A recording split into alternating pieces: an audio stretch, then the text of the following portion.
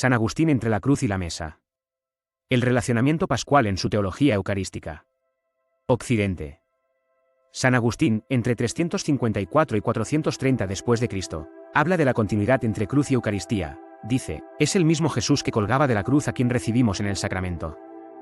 Predicando a los recién bautizados los misterios que les son revelados, dice que el ministerio sacerdotal de Cristo encomendado a la Iglesia para el ejercicio del orden del sacrificio, hace presente bajo la forma del pan el mismo cuerpo que colgó de la cruz, y en el cáliz la misma sangre que brotó del costado de Jesús, dice San Agustín. Así Cristo nuestro Señor, que ofreció sufriendo por nosotros lo que al nacer había recibido de nosotros, se ha convertido en nuestro sumo sacerdote para siempre, y nos ha dado a nosotros el orden del sacrificio que podéis ver, de su cuerpo es decir, y de su sangre. Cuando su cuerpo, recordad, fue atravesado por la lanza, derramó el agua y la sangre por las cuales él canceló nuestros pecados. Ten presente esta gracia mientras trabajas en tu salvación, ya que es Dios quien está obrando en ti, y acércate con temor y temblor, ver Filipenses 2 del 12 al 13, para participar de este altar. Reconoce en el pan lo que colgó de la cruz, y en la copa lo que brotó de su costado. Ciertamente, reconocer este misterio implica una fe que no es necesariamente fácil. El mismo obispo de Hipona pondera las dificultades que rodean el comprender cómo se producen las nubes o el fuego, y lo compara con lo que los infantes, es decir, los recién bautizados, entienden sobre lo que ven en la celebración de la Eucaristía. Ya no saben los infantes sobre lo que se pone sobre el altar y se consume al final de la celebración eucarística, en latín, pietatis celebratione, no saben de dónde viene, ni cómo se efectúa, ni cómo adquiere su función religiosa. Si nunca aprendieron por experiencia propia o ajena, y si nunca vieron tal cosa excepto cuando se ofrece y distribuye en la celebración de los misterios, y si se les dijo sobre la autoridad más importante de cuyo cuerpo y sangre es, imaginarían que esta era la forma, y no otra, en que el Señor se apareció a sus discípulos, que era esta especie de cuerpo el que fue atravesado por la lanza, y esta especie de líquido que brotó de él. La fuerte fe de la Iglesia africana en la realidad del cuerpo y la sangre eucarísticos de Cristo es capaz de ver la continuidad de la cruz en el sacrificio eucarístico, como escribe bellamente y con sagacidad teológica Agustín en su comentario al Salmo 140, que mi oración se eleve como incienso ante ti, y el alzar de mis manos sea un sacrificio vespertino.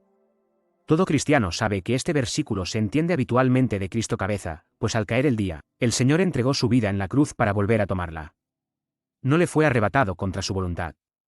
De todos modos, también nosotros fuimos prefigurados allí, porque ¿qué era lo que colgaba de la cruz? El cuerpo de Cristo que nos había sido quitado. Además, ¿cómo podría suceder que Dios Padre abandone a su único Hijo, quien ciertamente es un solo Dios con él? Sin embargo, cuando clavó en la cruz nuestra débil naturaleza, nuestra vieja humanidad fue clavada en la cruz con él, Romanos 6, 6, como enseña el apóstol, y clamó con la voz de nuestra vieja humanidad, oh Dios. Dios mío, ¿por qué me has desamparado? Salmo 21,22, o 22,1, la ofrenda vespertina es la pasión del Señor, la cruz del Señor, la ofrenda de la víctima salvadora en un holocausto agradable a Dios. Después de identificar el sacrificio de la tarde con la cruz del Señor, el obispo de Hipona hace la transición, diciendo que la cruz y la resurrección nos dan la oblación de la mañana. Dice: por su resurrección, su sacrificio vespertino se transformó en una oblación matutina. Por él, cada oración puramente dirigida desde el corazón de un creyente sube como incienso, como de un altar santo. Nada es más delicioso que esta fragancia del Señor. Que todos los que creen envíen la misma fragancia. ¿Podría este texto leerse como una alusión a la oblación matutina de la Eucaristía?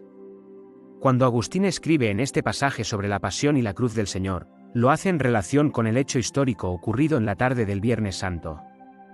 Después de la resurrección, la cruz histórica da un fruto sacramental, la oblación de la mañana, munus matutinum, que es una oración ofrecida con corazones puros, que podría entenderse como la ofrenda de la Eucaristía, celebrada entonces en Hipona y en otros lugares solo por la mañana. Dos razones más sugieren esta lectura. Primero, el lenguaje ritual del texto y el uso que hace Agustín del término oblación munus, tan similar en su significado a liturgia, como servicio público. En segundo lugar, la forma en que el obispo de Hipona interpretó los salmos, basándose en la cristología y la soteriología del admirabile commercium, o sea intercambio admirable. Para Agustín, la doctrina del totus Christus, o sea el Cristo total, era una clave fundamental para la interpretación de los salmos. Esto es cierto no solo en cuanto a la idea de que en los salmos Cristo habla unas veces en su nombre y otras en el nuestro, sino también en el sentido de que algunas de sus expresiones son pronunciadas por Cristo como cabeza y cuerpo. En este sentido, el sacrificio de Cristo no es solo el sacrificio ofrecido en la cruz por Jesús, sino que se convierte también, al mismo tiempo, en la oblación ofrecida por el cuerpo de Cristo. El sacrificio vespertino de Cristo continúa en la oblación matutina de la Iglesia. La Eucaristía no puede ser comprendida sino a través de la cruz. No es un evento que sucedió en la última cena sin ninguna conexión con el sacrificio del Viernes Santo.